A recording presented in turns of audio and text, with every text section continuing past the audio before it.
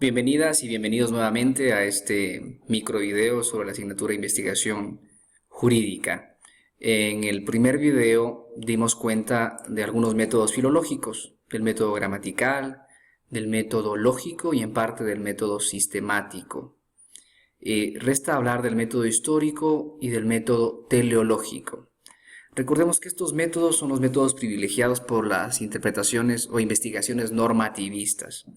¿Qué es el método histórico? No se trata de hacer historia de las prácticas sociales o de la realidad social, de lo que se llama historia social, sino más bien hacer historia del lenguaje, es decir, indagar en la forma como los legisladores entendían ciertos términos o ciertos conjuntos de disposiciones que conforman una institución jurídica, como por ejemplo la institución del matrimonio, de la sucesión, u otras instituciones del derecho público como el acto administrativo, etc. Entonces, después de todo, el método histórico siempre atiende a la forma como el legislador histórico, es decir, aquel que creó la norma, entendía los términos que imprimió en un texto jurídico. Ahora bien, ¿qué es el método teleológico? Telos o teleología supone el estudio del telos. El telos es la finalidad. ¿Qué se estudia con el método filológico? El fin de la regulación social. Pero para ello no es necesario indagar en qué dijo el constituyente, en el pensamiento social, en los conflictos políticos que estuvieron detrás de la aprobación de una norma. No, en el método teleológico lo que importa es buscar en la misma ley el fin de la regulación social. Por ejemplo, interpretar un artículo y tratar de dar cuenta a partir de ese artículo cuál fue la finalidad perseguida por el legislador, pero finalidad que está expresada después de todo en esas disposiciones jurídicas. Entonces, como les había mencionado en un inicio, los métodos filológicos son métodos que se limitan al análisis de los textos legales principalmente, aunque también son muy válidos en el análisis de otro tipo de textos jurídicos, por ejemplo, las sentencias jurisprudenciales. Estos métodos filológicos siguen teniendo vigencia, es decir, mal se puede interpretar el derecho sin tratar de atender a la letra del derecho positivo. Sin embargo, estos métodos conllevan serios límites en la interpretación del derecho positivo actual, sobre todo porque el derecho positivo tiene problemas que guardan relación con su indefinición en ciertos campos. El mismo Kelsen había desarrollado que cada disposición jurídica puede tener varias interpretaciones posibles y que por lo general el intérprete opta por una de esas interpretaciones. Entonces, si asumimos esto, quiere decir que las teorías normativistas no reflejan los derechos, no reflejan el contenido de los textos jurídicos, más bien representan ese contenido. Y en esas representaciones los distintos juristas pueden diferir. Algunos, por ejemplo, pueden interpretar de manera distinta la Constitución de 2008. Para algunos supone una constitución democratizante, en tantos que para otros supone una constitución autoritaria que concentra el poder. Es decir, el derecho es objeto de interpretación y las normas jurídicas que resultan de la interpretación definen de manera distinta las disposiciones jurídicas o las conceptualizan de manera distinta. Entonces, si utilizo métodos filológicos, quizá no me ayuden lo suficiente para hacer interpretaciones razonables del derecho positivo. Otra característica del derecho actual es que este no se reduce a la ley. Los métodos filológicos se desarrollaron en una época en la que primaba el denominado estado legal, es decir, el estado legislativo. El derecho se expresaba sobre todo a nivel legislativo y no había otra necesidad que interpretarlo sobre todo de manera literal, porque las leyes solían ser generales, claras, abstractas y sobre todo utilizaban normas que eran de directa aplicación, normas que contenían por lo general una hipótesis y una consecuencia, por ejemplo las normas penales, las normas civiles, es decir, normas que se denominan reglas. Entonces, este derecho actual ya no se reduce a esa ley que establecía reglas. El derecho actual supone o contiene, por ejemplo, las constituciones, que reconocen muchos principios, ya no reglas, normas muy abstractas, muy generales e indeterminadas, que ordenan, por ejemplo, lograr algo en la mayor medida posible, promover el desarrollo, el buen vivir, o que ordenan respetar ciertos principios fundamentales como los derechos constitucionales. Se prohíbe, por ejemplo, limitar absolutamente la libertad de expresión, se debe promover las políticas sociales en favor de los grupos vulnerables, se debe aplicar acciones afirmativas, se debe promover la igualdad formal, igualdad material. Cuando decimos esto nos referimos a principios generales, abstractos, que deben orientar la aplicación del derecho. Y los métodos filológicos no son suficientes para dar cuenta de ese tipo de normas contenidas principalmente en constituciones y sobre todo desarrolladas a nivel de sentencias jurisprudenciales. Entonces, a partir de esto podemos afirmar que los métodos filológicos son más apropiados para analizar reglas que para analizar principios. Las reglas, como había dicho, son normas claras y directamente aplicables. Un juez no tiene mayores complicaciones cuando resuelve casos en el ámbito civil, por ejemplo. Se ha consolidado ya una doctrina de interpretación sobre el Código Civil y el Código Civil está compuesto principalmente por reglas.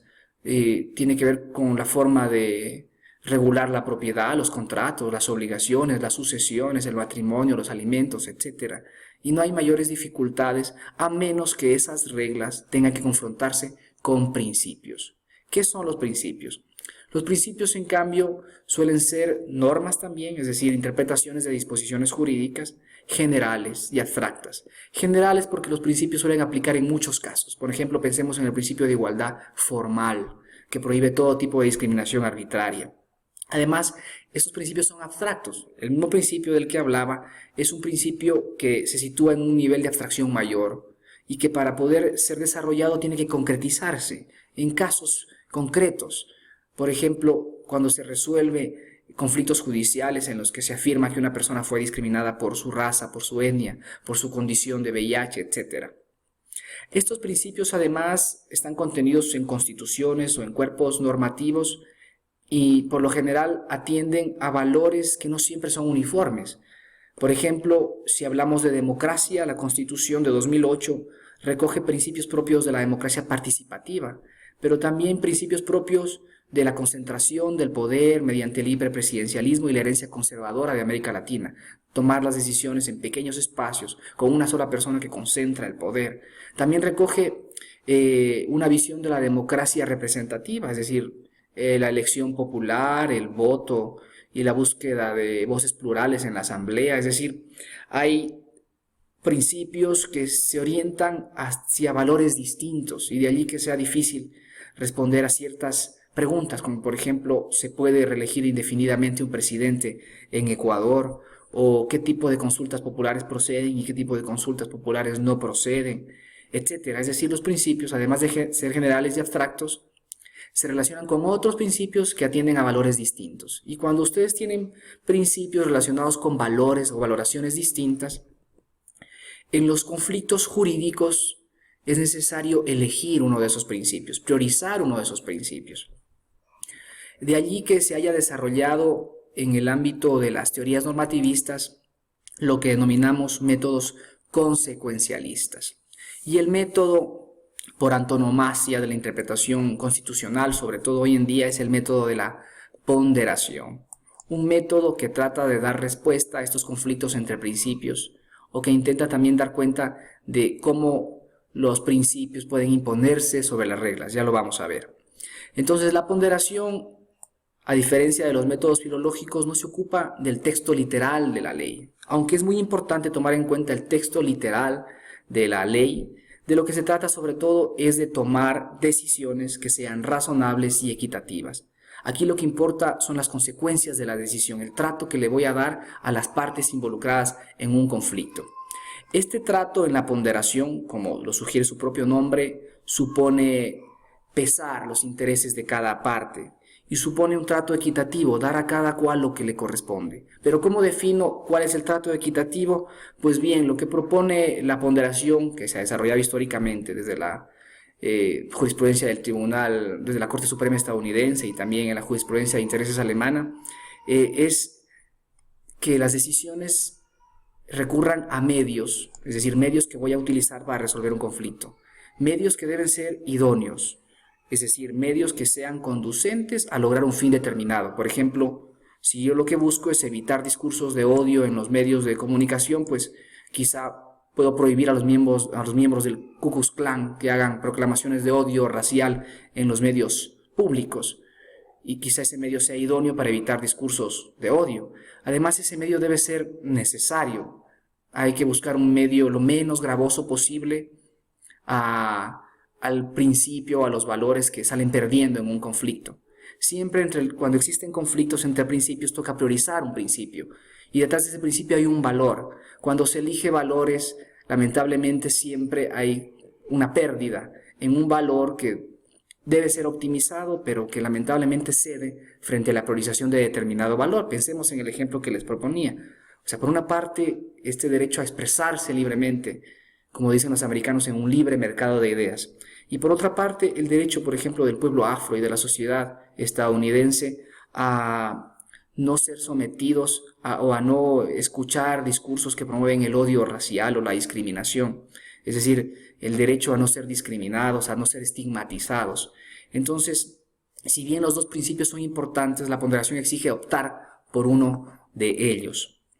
Entonces, quizá el medio idóneo sea el que les proponía, prohibir que los miembros del Ku Klux Klan utilicen los medios de comunicación para llevar a cabo discursos de odio. Ahora bien, toda vez que los principios son importantes y que por lo general refieren a derechos, y los derechos según el derecho internacional son todos iguales e interdependientes, entonces a esos derechos hay que tratarlos con equidad y por tanto hay que buscar la manera de optimizarlos.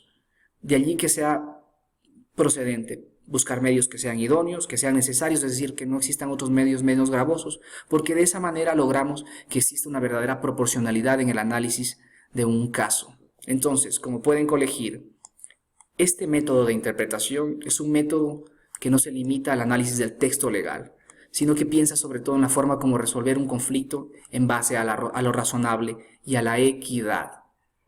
La ponderación, como había sugerido, debe limitar o debe respetar los límites semánticos, es decir, los límites propios de los textos jurídicos. Pero como habíamos visto, los límites semánticos de las reglas son más claros. Una cosa es afirmar que se prohíbe la pena de muerte, que para ser presidente hay que nacer en el Ecuador, que quien comete un delito será privado de libertad. Y otra cosa es afirmar que el Estado defiende la ética laica, que el Estado garantiza la libertad de expresión, el buen vivir, otras formas de desarrollo, la cultura de paz, etc. Es decir, otra cosa es afirmar que el Estado promueve ciertos principios o ciertos programas. Lo segundo es hablar de este tipo de normas, principios, que son abiertas e indeterminadas, que son generales y abstractas. Entonces, por lo general, cuando esto sucede, es necesario recurrir a la ponderación. Muchos casos de ponderación exigen confrontar, por ejemplo, la Constitución con las leyes. Piensen ustedes en el conflicto que puede existir en un caso en el que se priva de la libertad a una persona por paralizar servicios públicos en una protesta que es pacífica. O sea, por una parte ustedes tienen el derecho a resistir, a manifestarse libremente, y por otra parte el derecho de la ciudadanía a no ver impedida su libre movilidad. De lo que se trata es entonces de confrontar, por ejemplo, la Constitución con el Código Penal, en tanto que la Constitución promueve la libertad de expresión y la resistencia, y establece ciertos límites, obviamente, a este tipo de manifestaciones. El Código Penal restringe absolutamente toda manifestación que impida la paralización de servicios públicos. En estos casos, quizá sería procedente confrontar el derecho a la libertad de expresión con estas reglas del Código Penal que condenan con prisión a las personas que paralizan servicios públicos. Entonces, se pondera y se confronta principios con reglas, y en muchos casos los principios suelen triunfar, aunque hay también derechos que se expresan a través de reglas absolutas, de todo o nada. Por ejemplo, se prohíbe absolutamente a la tortura o se prohíbe la pena de muerte, y esas reglas son mucho más fuertes toda vez que refieren a derechos. Bien, dentro de los métodos consecuencialistas en el texto se habla también del uso alternativo del derecho, y esta básicamente es una tradición propia de América Latina y de algunos países europeos que ubican a los jueces dentro del conflicto social como actores que pueden impulsar ciertas demandas sociales, por lo general demandas en favor de grupos excluidos. Este método o esta forma de interpretar el derecho tiene que ver con la tradición marxista. Bien, ahora hablaré de los métodos de interpretación, de la forma como son utilizados, sobre todo en los trabajos de investigación y en la resolución de casos concretos. Lo haré en el próximo video y espero que